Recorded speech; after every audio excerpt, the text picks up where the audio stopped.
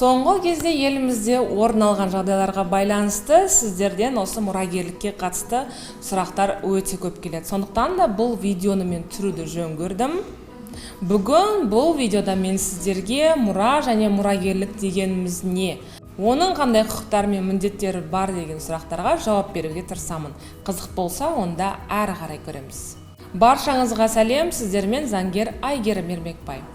Өкінішке орай бұл видеода мен қайтыс болған адамның соңында миллиондаған ақшалар, көлік, үй, вилла, яхта қалған кезде не істеу керектігін айтпаймын. Себебі ол кісінің туысқандары менсіз ақ ары қарай не істеу керектігін өте жақсы біледі. Бүгін бұл видеода мен қарапайым адамдардың, яғни қайтыс болған адамның соңында несиеден басқа ештеңе қалмаған жағдайда не істеуге болады, сол жайлы айтамын. Көп жағдайда қайтыс болған азамат немесе азаматшаның несиесі бар екенін қайтыс болғаннан кейін жаңағы марқұмның үйіне 3 айдан кейін банктен хабарлама, яғни уведомление келген кезде олардың туысқандары қайтыс болған азаматтың немесе азаматшаның несиесі бар екенін біліп жатады. Одан кейін олар банкке барып, ауызша менеджер банктен осы несиені төлеуге міндетті екенін біледі. Ары қарай олар несиені төлей береді.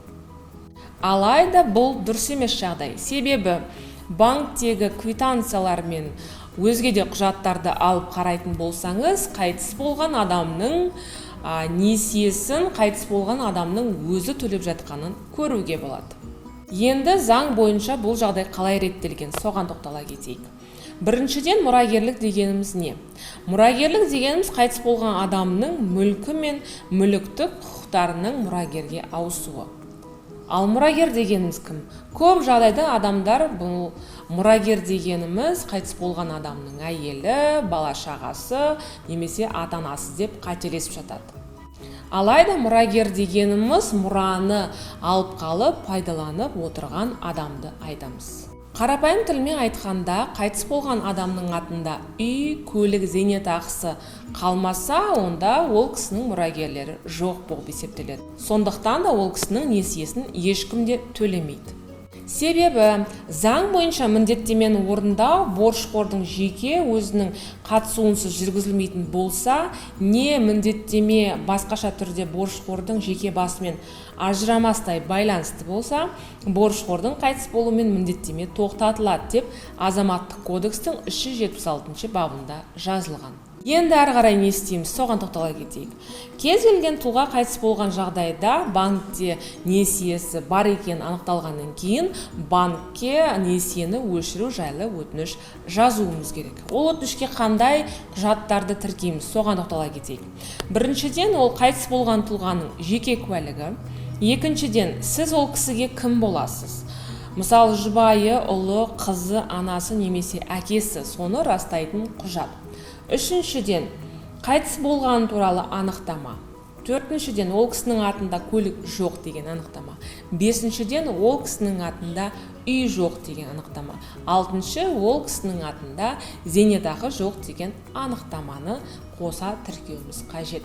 Ескерте кететін жайт, бұл кеңестің барлығы тұтынушылық несие, яғни потребительский займға байланысты болады. Бұл ретте техника, кредитная карта немесе ақшалай несиені айтамыз. Ал егер қайтыс болған адамның атында үй, көлік, зейнетақы қалғанда не істейміз? Ол кезде жағдай несиенің сомасымен жылжитын және жылжымайтын мүліктің бағасына байланысты болады. Егер несиенің сомасы жоғары болса, демек сіз мұрагерліктен бас тартасыз деген сөз.